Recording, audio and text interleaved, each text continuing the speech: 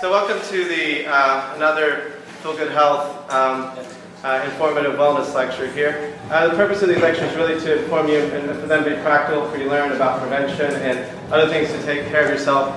And so we have an amazing panel tonight. Dr. Vishnu Chandi and Dr. Shubha, and the last name again is Srinivasan, yes. Yes, and I'm flanked by two Indian here.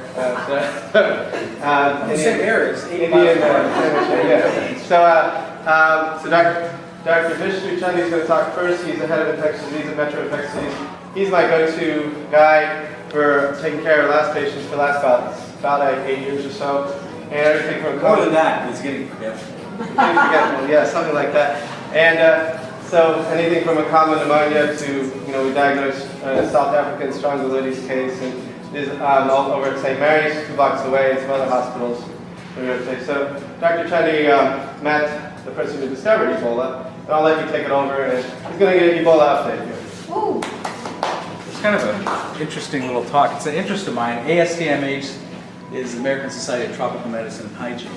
This ain't the tropics, and you don't get tropical diseases, but I was always interested in it. Peter Pyatt is the co-discoverer of Ebola. I met him at the UNAIDS when I'm an infectious disease doctor, and we do a lot of HIV work. So I was representing actually what was going on in India in the mid-90s, and so we were lobbying Congress and subcommittee meetings on this stuff. And that's when I met him, and I said, "Aren't you the guy who co-discovered Ebola?" And he goes, "Yeah, but aren't you here for HIV?" And I thought it was fabulous because from an infectious disease world, there are very few illnesses that kill 60 to 80% of the people that it affects. Ebola is one of them. And it's because you have no immunity to it. And it has a very interesting way of killing people. Of course, this is another guy who worked with actually in India again. Tom Friedman is a caricature. Tom Friedman is the guy who ran the CDC and sat there very nervously, giving very bad optics, as he knows. But he's actually a very bright guy. He's a tuberculosis guy. He worked in Madras at what's called for the big TB clinic, and he was the head of the CDC to help eradicate tuberculosis. And of course, he gave a very bad statement about Ebola and kind of lost his face on TV. Anyone of you know what the Spanish flu was? None of you, right? Because you're all too young. In Chicago. You do know what the Spanish, not the Spanish fly, not the Spanish fly, we're talking about Spanish flu. Two different things. I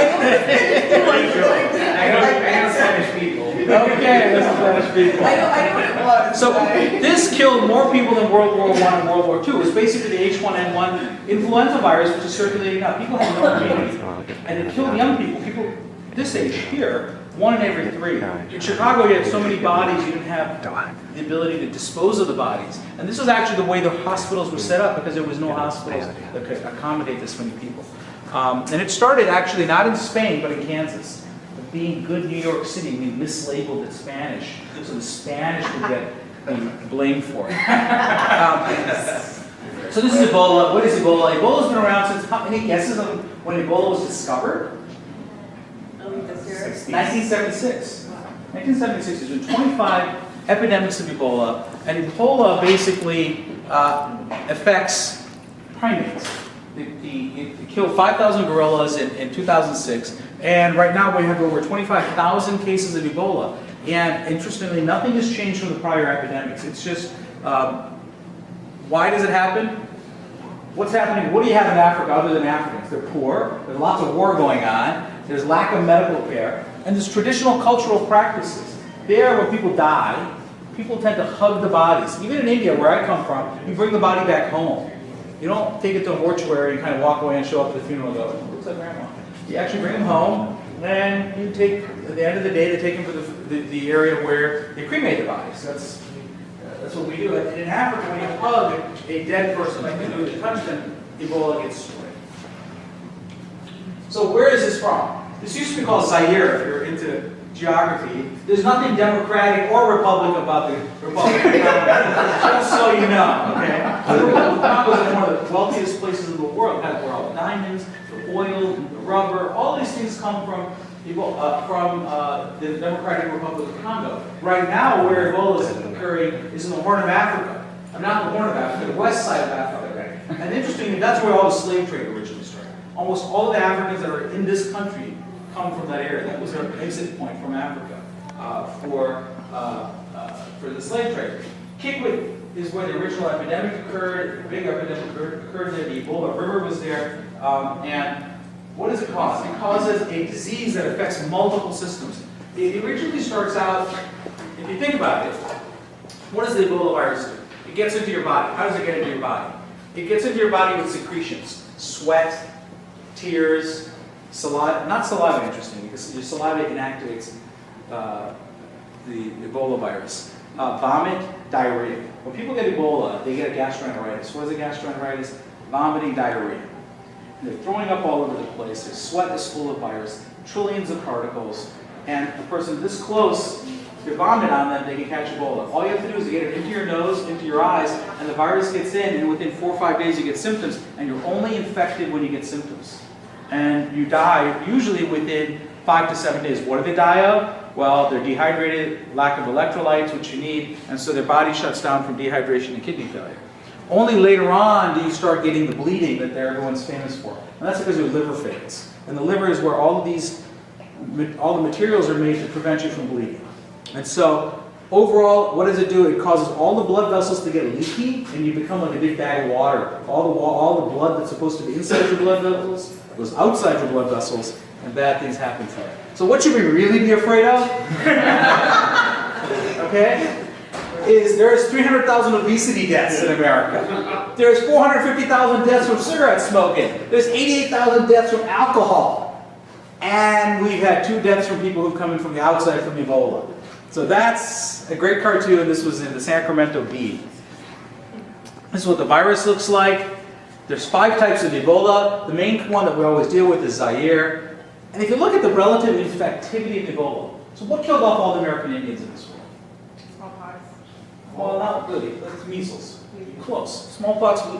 So what happened was, before the first white man stepped on this continent, there were traders. And the traders were trading fur, and they had measles. Measles is the most infected virus out there. If all of you were non-immune to measles in this room, and I had measles and I left this room an hour earlier, 80% of you would catch measles. Of which, if you were immune, non-immune, more than 60% would die.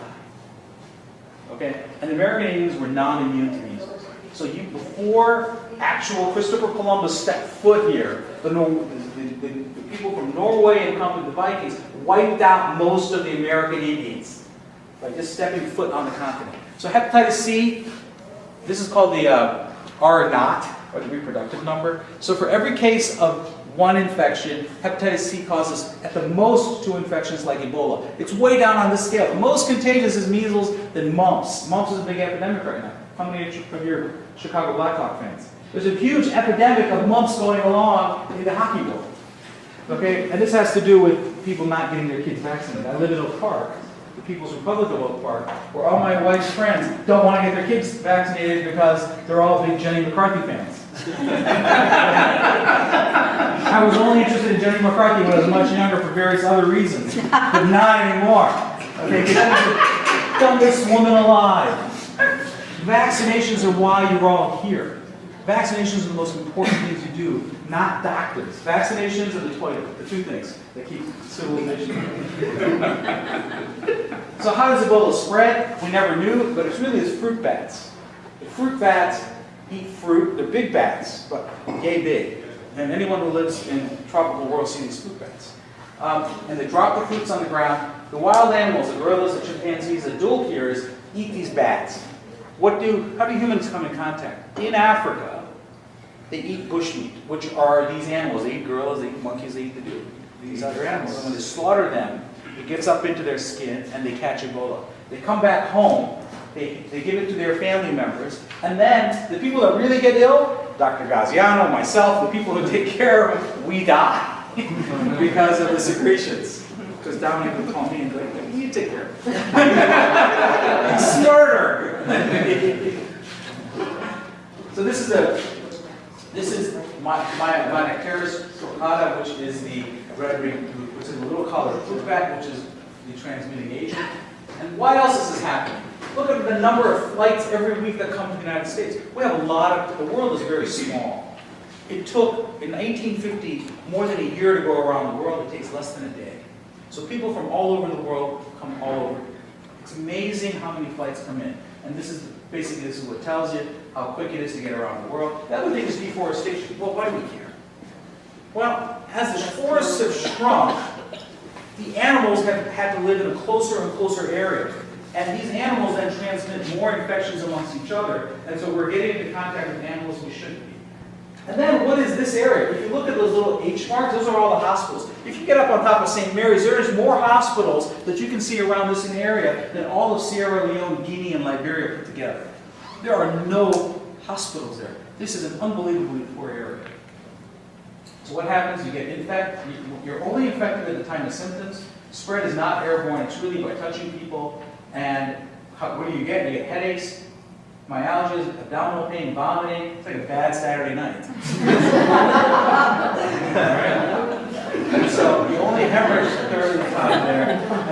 And the incubation period is 8 to 10 days. So I think we'll stop there. I don't always treat Ebola, but I do look it up on Google. A lot of information on Google. All right, so what do? You give them fluids, okay? And none of the therapies have been proven to work. We'll stop there. Let's open up for questions. Yeah, I think it's much more fun to ask Two questions here. We're going to move right along to genetics. But any questions I here? have one quick question. So does the virus have to mutate to transmit from animals to humans? No. Interestingly, Ebola is a filovirus. It's like yellow fever, Lassa fever. This Yassa fever is the other filovirus. It lives in bats. And do you guys remember SARS? Yeah. Anybody remember SARS? Yeah. So SARS also occurs in the same exact bats. And unfortunately, the Chinese thought it occurs in things called the civet cats, which are like these raccoons. And the Chinese eat everything. I mean, if you go to what Chinese eat, they eat everything. And they were eating the civet cats, which are raccoons fundamentally. And when they were slaughtering these raccoons, they got infected. And then there's a wedding party where this one person came to this market in Guangdong. This is how it tells you how small the world is. So he goes to Guangdong, which is a major industrial area, and then he goes to a wedding in Singapore. The incubation period is like 5 days, 3 to 5 days. It's a common cold, coronavirus. He goes to the wedding party, hangs around, hugs everybody, infects about 15 people. They fly all over the world. In the airplane, people started dying. People dying in Toronto, Switzerland, London, all over the world. 850 deaths from one wedding party coming from one dad. That's how viruses happen when you interact. So to make a long answer to a short question, it doesn't mutate. These are normally occurring viruses in these species. And we're getting more and more contact as we're deforesting things. So you'll see more and more. There's a lot more humans to kill. We didn't have 7.5 billion people.